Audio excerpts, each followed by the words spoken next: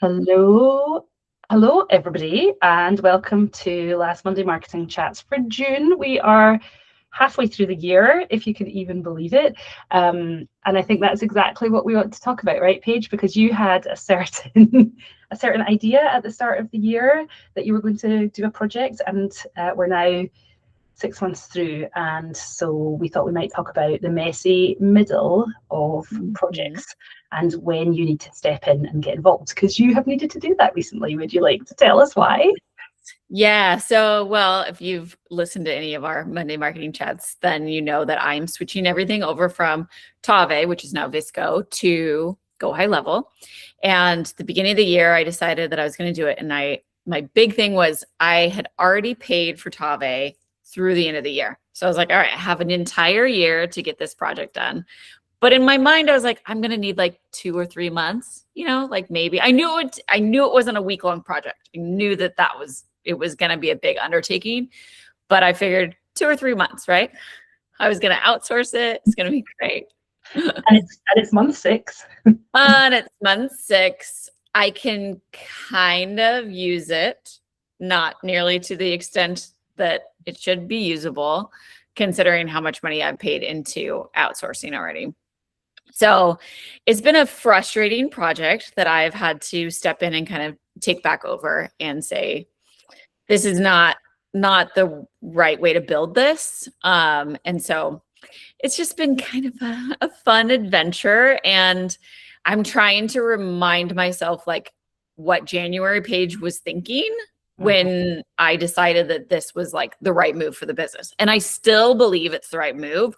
It's just like reminding myself of that thought process of like, oh, it's going to be so much better. And it feels really like I want to quit and just be like, let's just go back to Tave. It works. It's fine. But I guarantee you, I'm going to get to January again and I'm going to be looking at things and I'm going to go, oh, I hate January. I hate Tave. I don't want to use it. I'm doing the same thing I've been doing for the last 6 years. Nothing's gotten better. I haven't saved myself any time. And now I've just got this like sunken cost of thousands of dollars into a new program that I'm not going to use. Yeah. So I'm taking back the reins. Yeah, and that sunken cost fallacy can be really hard as well, which is, I've spent the money, so should I keep pushing through? Or I've spent the money, but I should acknowledge that there's no point spending more money. So like trying to logically think through that with the frustrations of where you are versus the expectation of where you want it to be can be really hard. I think the other thing is that we often we hire in these situations and outsource, often just because of time, it's faster, but usually also for some level of expertise. Like I know that you spent quite a long time interviewing in the hope that you would find somebody who could build you this system in a way where you did not understand all the ins and outs of Go High Level, and that they were going to build it from a foundation up approach. Because I think a lot of what we see and the frustration in people's businesses is they've like rubber banded things together. And I know that you and I did that for a long time in our business. And each thing you do takes a little bit longer than it should and isn't quite as good as it should be. But the thought of going and starting from ground zero and working your way up is so overwhelming that we often don't bother. And so you did like a really good thing, which was, I'm going to build this. It's going to be strong foundations so everything is easier. And then it doesn't feel that way right now. No, it doesn't feel that way right now. But the thing that I'm reminding myself is, had I not done the work that I've done the last 9 years of at what point do I want my client to get this email? What do I want that email to say? What do they need to know? Like all those pieces of that client experience and workflow that part's built. Like building it into Go High Level has been like such a frustration because I know how I want things to be experienced by my client. I just don't have the technical ability to create that. So I'm relying on other people to help me do that part because I can't. And I don't really want to. Like that. You could and you learn, but it would be taking a lot of time when you could be generating revenue with the high value skill that you have rather than learning a skill from scratch that you won't need again once you build the project. Yeah. And I think that like, depending on where you're at with your business, if you're like, I know how to do that. Like I could build Go High Level. I just don't know what to tell my client or when to tell it. You know, there's different levels of like what you need help with. And I think that if you have the ability to build the system, but you don't know what to put in the system, then that's an entirely different problem, right? But I think that the thing that I'm grateful for is all of that work, because when I do have someone, I can say, this is exactly how I want it to be built. This is what I want it to say. This is when it should go out. And this is what my clients need to know. And the pieces of content that they need to receive, whether that's questionnaires, guides, you know. You can request for testimonials at the end so that you have that complete system and things are coming in.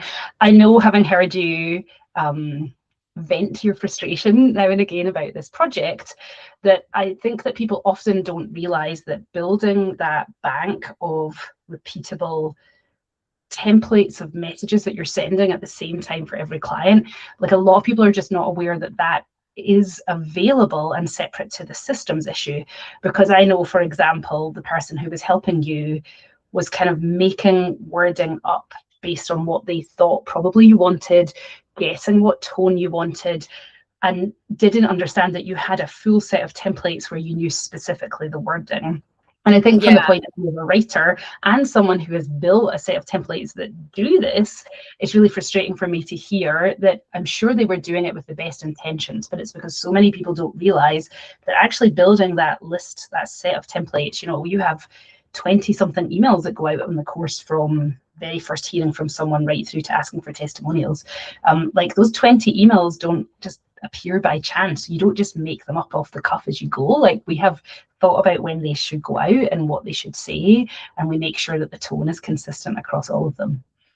Yeah, and it's that consistency that like is hard to explain to someone. And I think that if you don't say it over and over and over, they don't understand how important it is. The guy that is now fired didn't understand that part, even though like I told him multiple times, like all of my emails start with hi, you know, first name. They all end with cheers, comma, Paige, or cheers, comma, the Glean team. And it always is like that. And so all of a sudden, when I had emails that were like, dear so-and-so, you know, sincerely, the Glean and Co photography group, like stuff like that you're like, no, like it's little, you know, but those are the things that were really important to me that were not being translated. And so that's the part that now I'm going back and fixing myself and making sure that all of the emails are actually put in correctly, that, you know, all of the formatting is the same. I like built one template for like the way it looks. So all of my emails have the exact same sign off logo on the bottom. They're all the same font. They're all the same font size.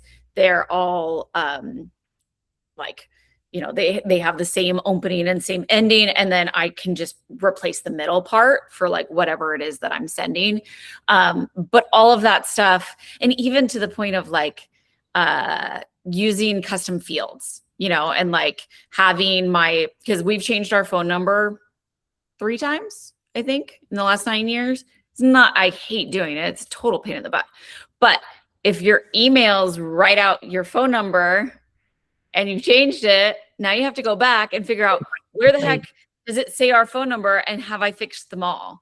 So using those custom fields has been one of those, like, this takes longer because I have to go in and make sure I have the correct custom field and everything, but it's going to save me time down the road. Because guaranteed there is one email left of that number, and that is the number someone will call you the night before saying that they're canceling. Yes. Yeah. I had one of my like really, really good clients. She loves me and has hired me for numerous things now. Sent me an email, and it seemed like she was kind of upset with me, and I couldn't figure out like, why was she upset? And then it came out over a couple emails that she had sent me a couple texts to the old number, and I hadn't realized it because I don't have that number anymore. And so she hadn't gotten any kind of like, you know, you don't get like a, sorry, no one's here to answer your text. So it's one of those things that, you know, client experience wise, I felt really bad. But then once she understood that, like, I had never gotten those texts, she was like, oh, I'm so sorry. And then she felt bad because she'd been texting the wrong number. But again, I think that goes to show why when we think about all those emails that go out, we don't want large spaces. Sometimes with newborns, you book it and it could be months until it comes to their date. And probably many people listening to this have had the experience, I know I have, of like booking somebody and then just like the night before you're like, is this happening? Like, it's on my calendar, but I've not heard from anyone. Is this going ahead? Like, we have thought about and planned out in our templates so that your client is experiencing some kind of contact from you regularly enough that they don't have to worry that they haven't heard anything. I will say there's one other reason. If you think that this sense of always starting with hello rather than dear, or the Glean team rather than the Glean, you know, department of photography or whatever, is like, it might sound a bit nitpicky, but there's a lot of rise of phishing nowadays where people can make their emails really look like they're coming from specific brands. And something always feels a little off about them. And I will argue it's a lot of this types of consistency. It would start here. Sometimes there's something weird about the font that's not right, or the colors. Sometimes there's something about their email address, but it can get very hard to spot nowadays because the way they do it means it's almost impossible to read that the email address is different. But this is part of your brand reputation. And your brand reputation, when it comes to things like this, you can lose on a knife edge. So this is why it's so important. Yeah, I mean, it's easy to think. I mean, I feel like so many people nowadays are like so aware of spam and, you know, scams and all that sort of stuff that they're like very leery. Like, I've had quite a few leads. Like, whenever I do a giveaway sort of thing, I have a lot of people, because we ask for them to pay a deposit, that go, whoa, wait. Because their like triggers go off of like, wait, am I going to pay this $100 to this person that's claiming to be a newborn photographer, but maybe she's just a scam artist. Mm-hmm. So I mean, I've done a pretty good job, I think, of like making sure that those things are in place and they're getting a lot of information from me so they understand that, like, no, I'm a real person. Here's my address. You can come see the studio if you're uncomfortable, like, you know, and making sure that they know that it's not a scam. But I think you're exactly right. Like, without that consistency, they might get an email from someone, and people steal images all the time now. Mm-hmm. And it's so easy to AI something. I was amazed yesterday. I was putting some stuff into AI and I asked it to make me a document for like how to do something in Photoshop. And it gave me exact pictures of all the correct menus and a picture of a before and after a baby's acne skin. And it looked like it looked like my image. And I was like, this is terrifying. Yeah. It's really scary. I mean, it's like, no one's going to hire you to create an AI image of your baby when like, just like randomly, you know? So it was a generic baby, not someone's baby, but that was so good. But I guess like my point is that someone could scam and create an entire portfolio of work and then give away stuff, and you'd fall for it, you know? I know, it's terrifying. But I think that's why brand reputation is so important. And it is a big thing that we think about, where brand reputation is effectively just people trusting you, right? Your reputation is we can trust you, and trust comes down to being consistent, really thinking about the user experience. How does it feel to be somebody receiving emails from you? And I think that's sort of part of what we wanted to break down, in this sense of like, when a project is hard, when you've handed a project over to someone, you've thought this person can do it better than me. You are still your brand, and unfortunately that means you still have to have your hands in the project, even if you want to or don't, like, think, oh, like, I've handed it off to the expert. Because you saw, for example, that just small shifts that the person who was doing the tech for you didn't think mattered were actually really important to what you thought your brand reputation was. And it was not a malicious change, but the change was happening. And if you don't go in to check, you don't find out about it. It's one of those things I'm really concerned about with, as people use AI for writing, for example, or all kinds of things in their business, is that if we don't go read the draft of the thing AI wrote before we publish bullshit, then we can't complain if it didn't really sound like us or it said something rude or not appropriate for our business. You can't say, oh, well, the AI did that. Like, that's not an excuse for your business messing up on the internet. Right. Well, and AI will just make stuff up sometimes. Like, they'll put in fake testimonials, they'll tell fake stories about you as a photographer, that like all kinds of stuff. So if you're not careful, all of a sudden there is some story about you out there that looks like you wrote it, and actually it's not true or accurate or anything. So it's, yeah, I think that you have to be very careful. And I guess the whole point of this conversation is just that, like, everything takes longer than you think it's going to because of that stuff. Yep. Because you can't just put it into AI and say, hey, write me a entire newborn workflow that sends the correct emails to the right people at the right time and tells them everything they need to know about newborn photography. Like, you could do that. It would spit something out at you. Is it going to spit out what you want it to actually do for your clients? Is it going to be accurate for your business? Is it going to actually tell them what you want them to hear? Like, you know, there's so many factors there that, like, you still have to do the work. Yeah, but you have to have your hand in to check it. So I think that's one of the big downsides, is the way that AI and automations, I think sometimes as well, are promoted to people, is there is no work for you. You know, chuck this into your AI and you'll have you'll save 20 hours a week or a month on your content. It's like, well, but you can't just be completely hands off at that point. You still have to check it. Like, I heard an example the other day of someone who is helping a brand that's creating podcasts, and as the business coach, she had listened to one of the podcast episodes that had just been released, and there was a massive gap in the middle. And when she said to them, why is that huge gap in there, like a 20-second gap where nothing happened? They were like, oh, we don't realize, because they'd run it through some AI automations to get it up and going, but nobody in the brand had listened to it. And that's just, you're losing trust with your audience, but also it's kind of disrespectful, I think, to be like, if you can't be bothered to spend time checking that what you did sounds like your brand, then why should your audience listen to it or read it or look at the emails or like see the value in what you do if you're not willing to like represent the value to them? So having your hand in it does take longer, but it's important. You could have, for example, allowed this contractor who was helping you just to go through the whole thing without going in and making the checks, and then maybe your project technically would be done at this point, but would it be usable? Would it feel like your brand? And what would you lose in the process of that? Yeah, well, so far I've lost about $2,500, which is frustrating as all get out. But you would have lost something else if you'd left it running, which is emails would start to be going out to clients and they would say things that were not correct, and your reputation would be dropping in the process. Yeah. I mean, I definitely think that it's still, I guess I'm not upset about the money so much as I'm upset that it's still a project and it's still not done. And that's, I think, one of my constant feelings as a business owner of like, that's the one thing that I really wish I had, that like my husband comes home and he's done and he's done.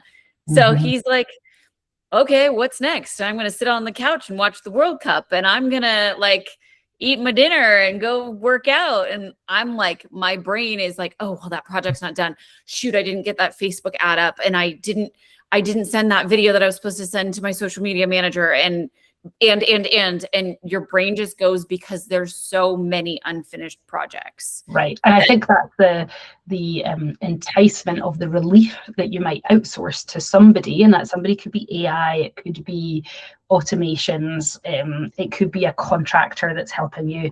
Like, in your mind, you're like, that thing will be off my plate because I have hired in some way, I have outsourced it.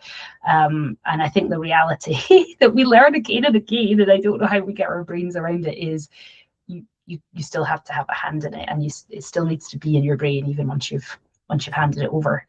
Yeah.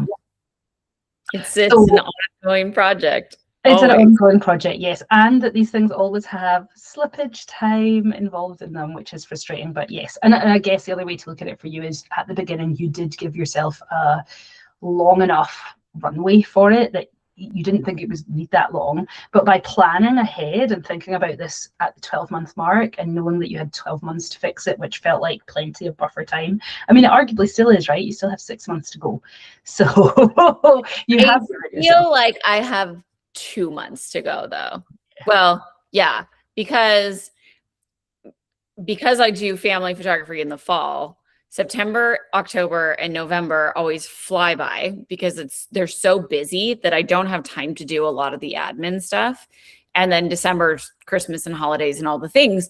And so then we're back in January and I'm going, oh, I hate this system. I want to fix this thing. And I didn't get this done this year, but this is my year, you know? Yeah. and then I have these big goals and dreams. And then I get to July and I go, oh crap. What happened? So, okay, well, 2 months. 2 months is still good. We'll check back in 2 months. Yes. And see what you're doing. Yeah, maybe like the end of September, we can do a follow-up on this and say like, all right, well, is it going to get done in 2026 for Paige, or is it going to be a 2027 project? Am I paying for Tave again? That's the question mark. Yes, that's really in January. It's like, are you paying that bill or have you solved that problem? Right. Well, and I think what probably you've realized through this process, and which I hadn't really thought about, but makes sense, is that there's really two parts to any big project like this, which is the structure and the systems that you're building on, and then the content that goes into it. And often my frustration, I see this when people are creating websites, they hire a website designer and there's the system that needs to be put in place of all the tech and what the website pages are going to be. And then the content is an afterthought. And I am so frustrated by that. Someone comes to me and says, I was asked to write my own, you know, the web designer goes, okay, have you got the words for the website? And they don't, because they've not thought about it. And they've not hired for it, which is just as important as the systems. The systems is so important, but what a client experiences or an audience, it's visuals for a photographer, but it's also the words that are there and the order of when you experience them. And to leave that as an afterthought is so frustrating. I think people want to just get it done. So they skip over some of those pieces, you know, like if you're building your own website, you might be like, oh, I'm just going to go buy a template and it's going to be great. I'm going to put my images in there and I'll have it done so fast. But you're exactly right. Like if you don't have the copy written, you don't know what you're going to say, you're stuck on your homepage because you've got the layout and it looks pretty and your images are in there, but you've still got the Laurel, whatever it's called, because you haven't got all the words. And like yesterday morning, I had a couple hours and I was like, okay, I'm going to get my Facebook ads up for my digital course. I'm going to get it done and it's going to be quick and easy. This is my downfall, is when I say it's going to be quick and easy and I'll be able to do it in this 2-hour block before I have to go get my kids. And then I realized that I didn't know what image I wanted to use for the ad. I didn't know what I wanted the ad to say.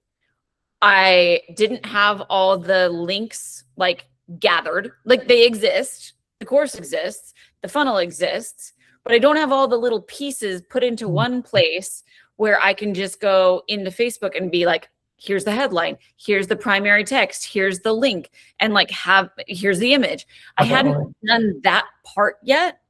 And so by the time my 2 hours was up, I'd like kind of gotten my copy written. I still haven't pulled the images and I still haven't pulled all the links. So it's always one of those, like, you're underestimating how much time all those pieces need to come together to be able to do those other things. The bigger project, the like end goal, has way more steps that we're forgetting about to get to that end goal. Yeah, and I think that's where you can get to the messy middle. And usually you have two choices when you get there. One is to extend the amount of time the project's going to take because you're still in the middle and you thought you were going to be done by now. Or two is just to skimp on the last things to check the box and get it done. And I think that's what we see often is people think, well, I'll just write any words on this right now because I just want to check the box and get it done. And so technically you have moved the project to done, but is it effective? Is it going to do the job that you want it to do, or should you spend longer, or is there a way to go back in a time machine and allocate more time to this project in the first place? I don't know that we ever learn that lesson, but if we're stuck in the middle, those are like effectively our choices, right? And is there a way to make that easier? Like, we would probably argue that if you bought our templates, then at least you would have the wording, or like a strong start to the wording. You wouldn't be sitting there like you were with a blank page of like, oh my goodness, what am I going to say in my ad? It would give you, or what am I going to say my email hours would be, or my guide.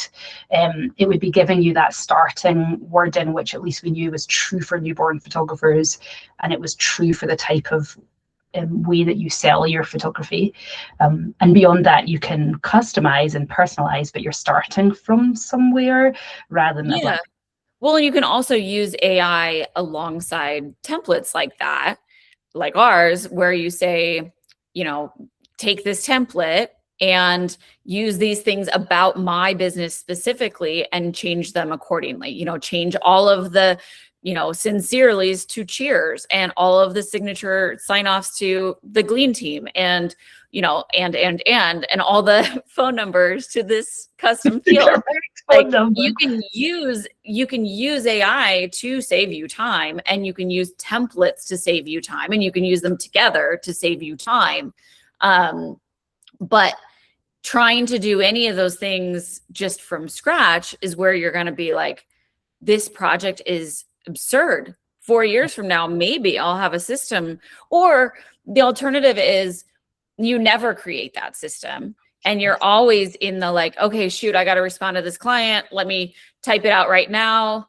And then down the road, maybe I'll have a system where I remember what I said to that client and use it for the next client, you know? And it's like, then you have your clients that are getting really inconsistent experiences because one of them you're on top of and like, got all the emails out to them at the appropriate times. And the other people like, whoops, your kid was sick. Something was going on at school. Something happened at home, and they didn't get the emails, and they didn't get the price list. And now they don't know what you cost, and they're upset with you because they didn't know and you thought you sent it, and all those things. And so I think, that experience you had, which was, I'll sit and down this and do this for 2 hours, but I don't have the links handy. I don't have the copy ready. Don't have the image ready. Like that's where having the things available to pull in, so you're not starting from a blank page. I think we underestimate how much time it is to, instead of use a system, to go find those things. So to say, oh, I know I sent an email like this to a client last month, and you go and search through all your last month's emails, and then you realize it was actually the month before, and then you realize that you saved that in a different file by mistake because you've done it on your personal laptop but not on your desktop in your office or whatever. And then your laptop dies and you have to go get the cord, and then somebody asks you for a snack, and then And I think we just underestimate how long that takes. So when we're in a big project, yes, it's incredibly frustrating because the amount of time you're spending is in your face and the project is not done. But the amount of time that you take to rubber band the system is probably way longer than you think. If it's taking you 4 times as long to send an email, and you send 20 emails per client, and you have 6 clients a month, right? Like you could just add that up and look at the amount of time. You just don't spot that time the same way as you do of a big project where you're in the messy middle and it's been 6 months and not 3 months. Like, well, and I think the whole like buying some of your time back part is interesting because so many people are like, well, I'm not going to pay for that course because you could get all that information on YouTube, for say, you know. And for me, I go the other way with it where I'm like, yeah, I could go on YouTube and find that, or I could spend $97 on this course that's going to teach me exactly this thing that I need to know to be able to do this project. And I would much rather spend $100 on something and like just have it be done or have it taught to me where I don't have to go searching for it. I don't have to like go through the process of troubleshooting. Is this the right thing to send? Like I allow other people to do that stuff for me. Like let's let them figure out their mistakes. And like our workflows that you and I have created together are based on 9 years of my mistakes. Yes. Of like, how do we, you know what I mean? Like slowly getting it right over time to the point. Yeah, it's all those times where someone was upset about something and there was a leaky hole that I patched because oops, I didn't send this at the right time. So now this email's in there to fix that problem. And honestly, that was a messy middle of the project that is the output is the templates. Is like you went through that messy middle for like 9 years before you got to a fully finished set, which is why it's then frustrating for you when you go to do the system side of this project, that you're like, I've done all the hard work in messy middle of the what to say, just put it in the systems. Yeah. Well, and I think one thing that I will say that I try to remind myself of a lot, and I hope anyone that listens to this will remind themselves of this too, is like, it sometimes feels like you're getting nothing done and you're so frustrated and you're like, I haven't moved the needle in, I thought I was going to get all this stuff done in 2026 and it's almost July and I haven't. And I'm the worst, and you have this like just terrible feeling about everything. But if you take a second and you look back on what you have accomplished, you're like, oh, wait, okay. But the beginning of the year, I didn't have my 2 editing courses on eVoto. And now I do. And I didn't have the funnel to sell those 2 courses. And Jill and I didn't have 6 months of marketing chats that we can look back on. And we didn't have this and that. And like, there's so many pieces that like maybe the end goal is not there yet. And you are in the messy middle, but at least like you can go, okay, but I did the first half. Yeah, and you're further on than you could giving be. up. Maybe at the end of the year, instead of like a to-do year list for 27, we should do a to-done list for 26. Oh, I like that. Like, make a list of how their business has progressed in a year. Because I think you're right. I think projects always take longer than we think. And it can feel really easy to give up in the middle, or like you want to give up. It's so hard. And often I think as well as entrepreneurs or running your own business, the projects are not your area of, it's not a thing you necessarily enjoy, right? You don't love building your go high level email system, right? Like that's not probably what you like to be doing at 9 p.m. on a Friday, like if you had another choice. But when we get to the other end of them, it's worth it. So yeah, for sure. I took this class a couple years ago now, but it was about like New Year's resolutions and figuring out what you wanted to do with your year. And one of the exercises she had us do was to go back through our phone photos, like for the entire year, and just like take a minute to remember all the things that you had done that year and like be grateful for them, like write a gratitude of like, this is all the things that my family got to do together. These are all the experiences I got to have. And I think that is an important part of like when you're stuck in the middle and you feel like this is awful, it is valuable to go back and think about like all the things that you've been able to accomplish, even if you're not as far as you want to be. Yeah. Well, especially I think because of that sense that it like the to-do list concertina's out, right? So for your project, you thought there were, even if you thought there were 20 steps, like it turned out there were 40 steps. So you have done 20 steps. It's just that there's actually 20 more steps to do and you hadn't realized it when you started the project. So I think, looking back and be like, okay, I'm still in the middle, but I still have actually achieved 20 steps towards this goal. Is like a nice way of reframing it to know that, you've actually got a lot done. It's just, it's not finished yet. It's just not finished yet. I'm hoping that it will be by the time we talk about this again, that I will actually have it finished and working and not be more money in the hole, but we shall see. All right.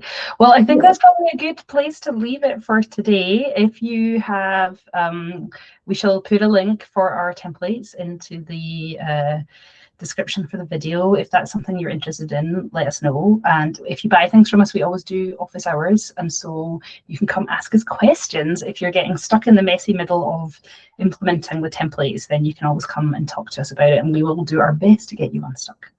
Yes, for sure. Excellent. All right, and hopefully we'll have good news next month. Yeah, or at least by September. Fingers crossed. All right, bye. Bye.